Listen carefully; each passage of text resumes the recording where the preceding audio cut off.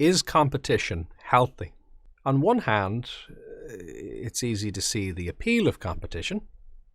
It gets us in gear. It maybe gives us a bit of motivation. Sometimes we push ourselves that bit more when we're trying to achieve something.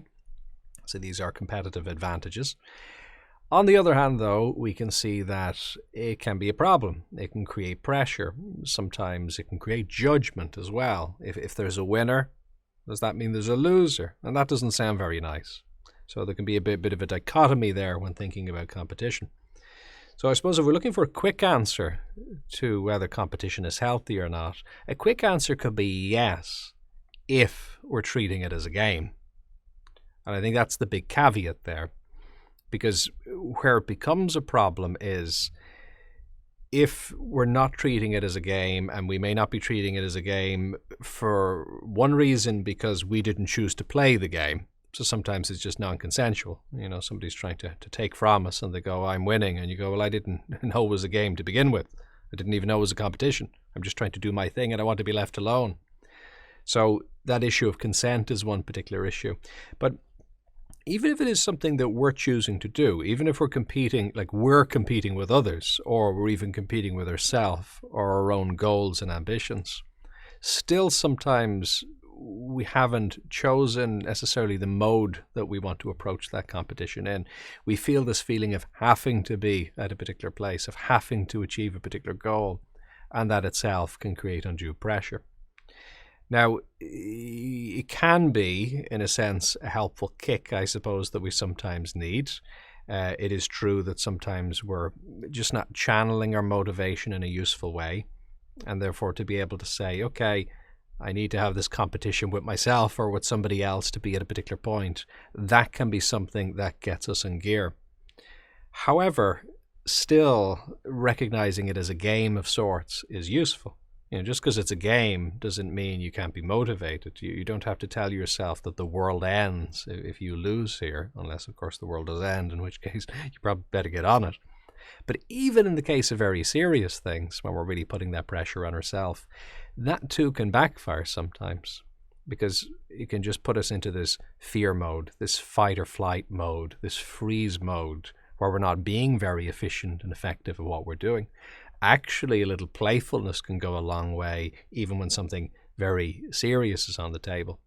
So that bit of lightness, I think, can be helpful if we are able to say, okay, well, yeah, let me have a friendly competition where, if I'm a researcher, let's say, and other researchers are working on something for the good of humanity. And I look at that, as I do, and I say, oh, I kind of like some of their research. I like what they're doing. That maybe can inspire me to say, okay, it's not that I want to beat them, because I genuinely want them to do well at what they're doing. It's really, really good stuff that they're doing. And also, I can probably build on their research. I can reference them. They've done some great groundwork that I can then take forward in a different direction as per my specialization.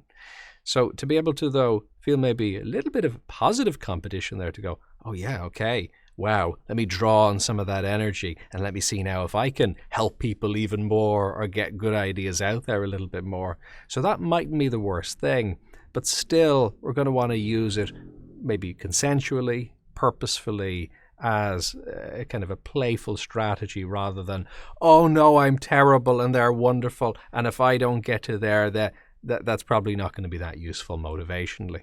So I think it's that kind of distinction is helpful. Another really important thing when we're talking about competition is that there are what you could call different currencies at play. So somebody might say, well, okay, athletically, I'm winning. But somebody else may not be playing the athletic game. They might like reading. They might like gathering knowledge. And at that game, in terms of that currency, they're winning compared to the athletic side of things. The athletic person mightn't care about that. There are many, many currencies. Social popularity, how many likes you have on the social media platform of your choice, how many friends you have, how much money you have in the bank account. Many, many, many, many, many, many currencies, kind of infinite currencies, really. Now, truth be told, even for somebody who values a particular currency, even that person has many currencies. We don't always use one marker for our own self-worth in a given moment. There are normally several during any given day.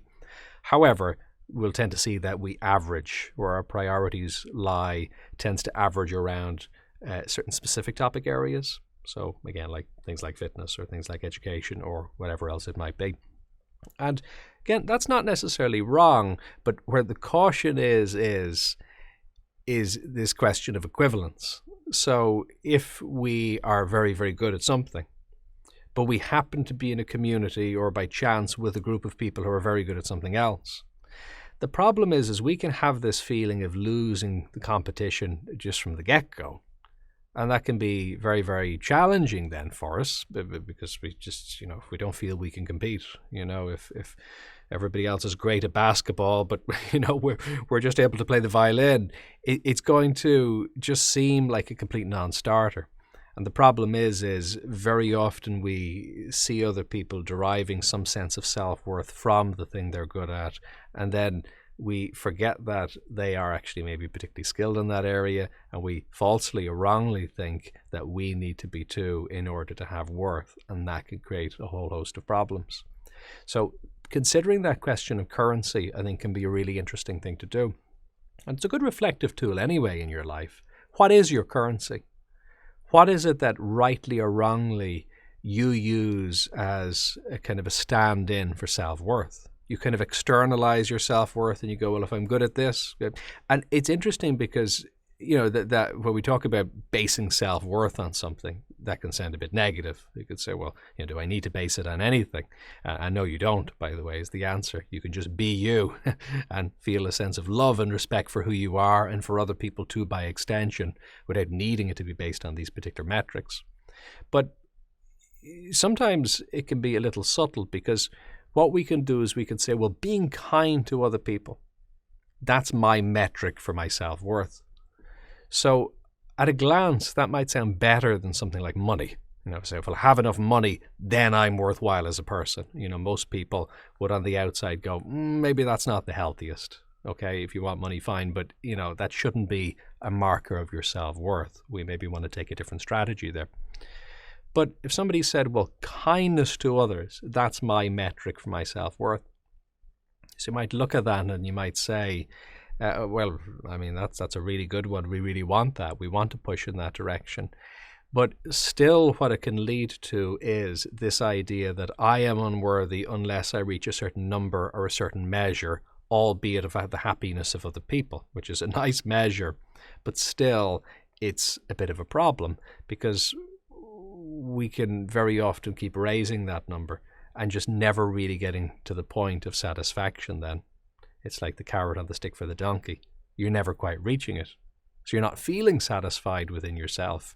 And then not only is that not nice for you, but that may well just make you less effective at actually caring for other people, which was your very metric to begin with. And something similar can happen with the money example. If you have to have money to be worthwhile as a person, it can lead to a couple of things. Sometimes it can lead to skipping other very important needs, such as good relationships with other people, in order to get that metric of money, so that you can kind of tell yourself that you're worthwhile as a person, because that's how you constructed it. And that's, obviously not going to be a good enduring strategy. You might skip your health, you might skip your happiness, ironically, in order to have money, because then you tell yourself you're allowed to be happy. So that's going to be a poor strategy. But likewise, even with something more obviously benevolent like caring for other people, you're maybe going to want to switch the order around a little bit and say, actually, I'm not going to buy into this game of having to do X, Y, and Z in order to feel good. I'm going to start with feeling good, and that then puts me in a good place to more playfully do X, Y, and Z. And then if you want to have one of these competitions, let's say you run a humanitarian organization and you care about the well-being of others, and Bob also runs a humanitarian organization, and Sarah also runs one too, and you're going, okay, how can we help the world better than each other? If that's taken in the spirit of playfulness, and you're kind of looking at each other and you want to kind of innovate and bounce ideas off each other, but still you really care about each other at the end of the day, and you care about the mission, yeah, of course, a bit of competition there isn't bad at all. And certainly the opposite can happen. There can be a stagnancy if we're not trying to stretch and grow. And so we do need to own comparisons. and judgment to a certain extent. We do have as human beings the capacity to appraise things, to form comparisons, to compare and contrast. So we're probably not going to be able to get rid of that anyway, but even if we could, it wouldn't necessarily be a good idea. Better instead is to take that and to own it, to use it in a respectful way, to say, okay, do I care about something that actually matters? But even then, am I not just doing that in order to feel good, but am I feeling good in order to do that? And then certainly I can compare with other people, or I can compare and kind of have a positive competition to some degree with a version of myself in my own mind. That's not wrong to do. If you think about a version of you who's maybe being a bit more efficient or a bit more effective, or even just kinder to yourself, and you go, okay, yeah, I want to win that competition a little bit more. And then you practice on that, but coming from that place of playfulness, then I think you're in a pretty good place with it. If you found this valuable, do like, subscribe, and share. And what's your experience? Do you have any questions or topic suggestions? You can contribute in the comments, on social media using #bodymindself, or on jfl.com.